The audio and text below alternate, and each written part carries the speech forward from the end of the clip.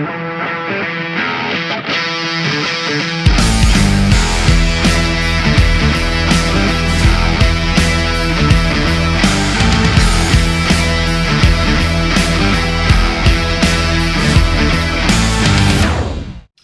guys, welcome back to my channel. Today we're going to be talking about how to come out of competition prep, and by this I don't mean like reverse diet versus the recovery diet. I'm talking about a lot of the other things that happen during a contest prep or any serious and long successful diet.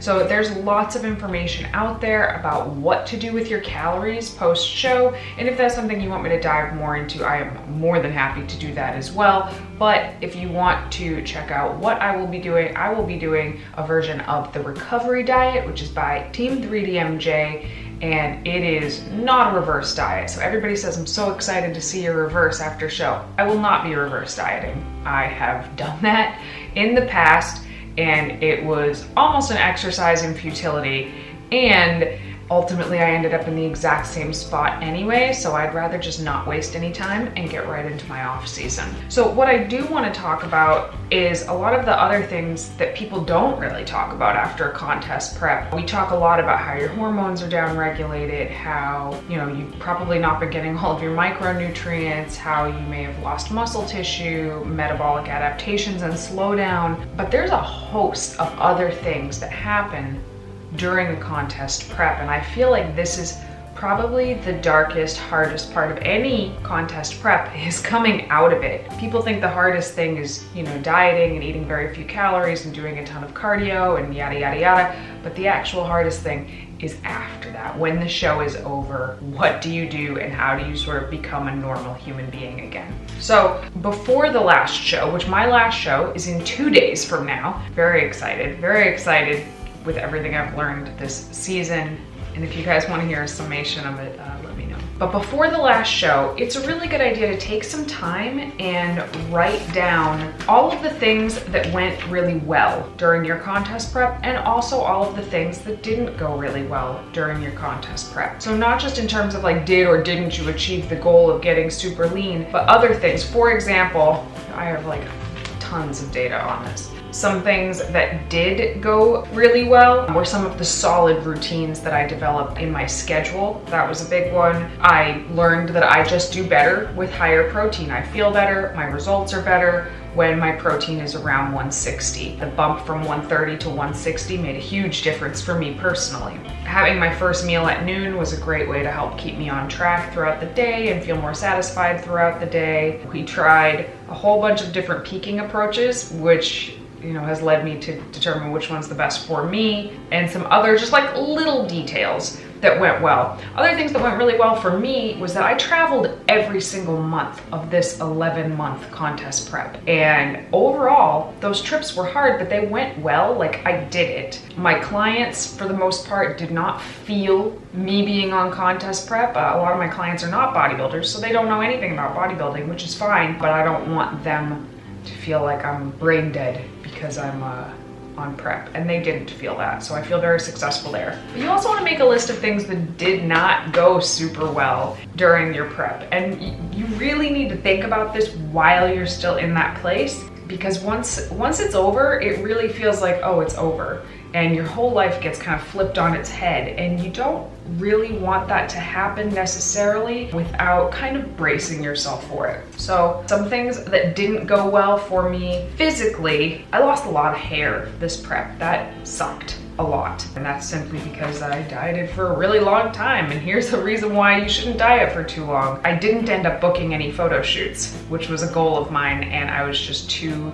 exhausted to be able to pull that together. In the end, I relied a lot more on gum and sweeteners like stevia and artificial sweeteners. I relied more on them than I wanted to, although a positive was I didn't even start using them for like 4 or 5 months of contest prep. But the big ones, the ones I want to talk about particularly that didn't go well, are by the end I felt very food focused. Whether or not I wanted to be thinking about food, I was thinking about food. I explained this to my husband. When you're falling asleep and that place like kind of between asleep and awake where you're half dreaming, a lot of that half dreaming place was spent thinking about food, which is completely subconscious, but there it was, you know. I don't like that. I got really irritable at the end. Little things would annoy me. My temper was much shorter than it normally is, and those are things that I want to be able to work on. So the food focus and the social aspects were huge for me.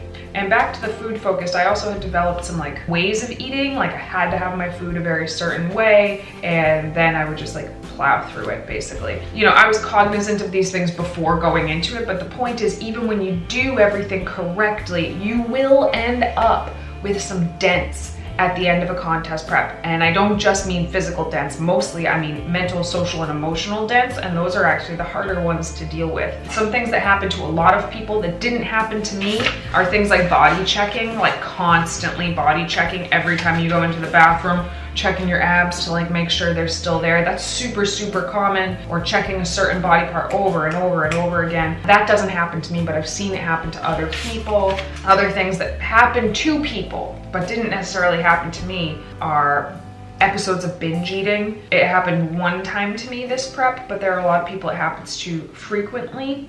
And that would definitely be a big dent that is going to pose a problem if you don't find ways out of it. Fear of the scale, fear of certain foods, like good foods, bad foods, anxiety around food. So yeah, I did have some anxiety around food. If I thought I was gonna run out of a staple food, I would have some anxiety about that. How neurotic somebody becomes in terms of measuring. Now that's just part of the program. You need to weigh everything at the end of a prep, but this is going to be something that's hard to break free of. So before the season even ends, you need to have a list of these things. And another question I like to ask myself as I'm making these lists is, what was I like before the contest prep, before we got into it? What are things about my life that I really loved that have kind of stopped over the course of contest prep? So for me, that was more frequent visits with my grandfather, because every time I go over there, he tries to feed me. And at the end, I just don't have it in me to constantly be turning down food. So, and I don't really have the energy to go hang out, so I just wouldn't go. So that's something that I want to bring back into my life. So more family time and social time in general. Hanging out with friends is a big one. Just being a more pleasant person to being around, a more engaging person. A lot of these things are just going to right themselves when food increases naturally. But a lot of them have become habits. For example, my habits of having my food a very certain way and just like wanting it to be quiet while I'm eating and just kind of plowing through my food. That has turned into a habit, and that's something I need to actively break. So you need to ask yourself, okay, what do I think is just going to get better as food increases, and what do I actively need to work on fixing ASAP? Like, you really need to be kind of ready for war with yourself to protect yourself when you come out of a contest prep, because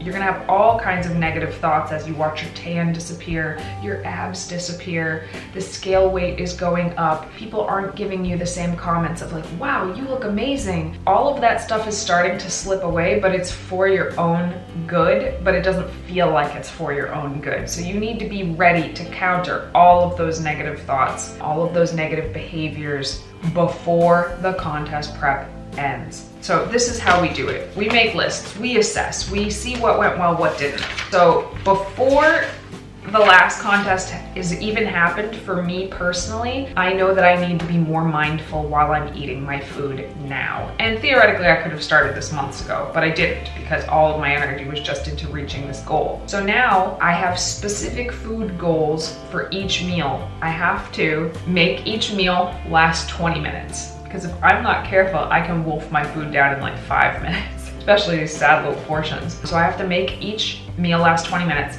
I want to make sure I'm putting my utensil down 3 times throughout the meal, like putting it down. It is not an extension of my arm. I can put it down. And also this is a huge one, not looking at my phone while I'm eating. And if you've watched my emotional eating series, you know this is a big one. The phone or TV distractions while you're eating are huge, and I don't want to be doing that. So how do I motivate myself to do this? Well, I'm rewarding myself for each meal that I follow through on these things. So I have a piggy bank, and I put a certain amount of money in the piggy bank every time I succeed at these things. So making my food last 20 minutes, putting my fork down 3 times, and not distracting myself with a phone or with television. The other thing that I'm doing before the show even happens is before and after every meal, I'm checking in with my hunger and fullness cues. So before I start to eat, I say on a scale of 1 to 10, 1 being so starving I'm gonna pass out, 10 being so full I'm gonna puke. Where am I on the hunger scale? And then after the meal, which has taken 20 minutes if I've done this correctly, then I'm checking where I am on that scale again.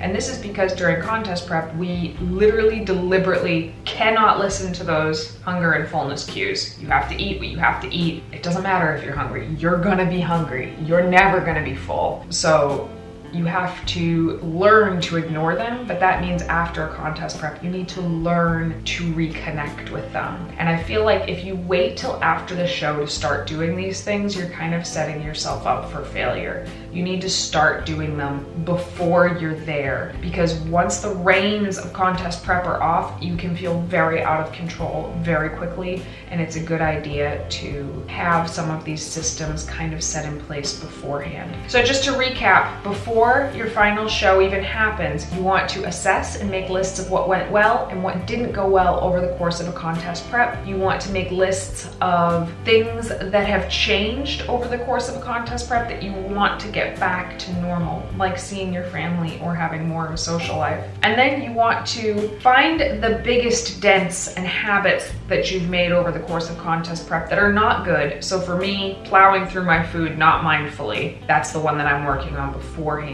You want to start working on those before the final show happens. So for me, this is practicing mindful eating, making sure that I take my time. And importantly, whatever this really gnarly habit is that you've created, because guarantee you we've all created at least one or two, you need to make sure you're rewarding yourself heavily for doing the good habit. So in my case, for eating mindfully. And for me, that, every time I follow all the guidelines, I put $5 in the piggy bank. That's a lot. If I do it 3 times a day, that's $15 a day. And I'm gonna use that money for treating myself to something that I want eventually. But you have to make sure that the reward is big enough that you're going to want to do it. Otherwise, you're probably not going to do it. It doesn't have to be money, it could be anything. You can literally reward yourself with anything. I had a client recently say she was gonna reward herself with a trip to the bookstore, which I think is brilliant. But it could be anything, but you need to make sure there's a reward system in place there. So those are the things that I'm gonna do before the final show even happens. And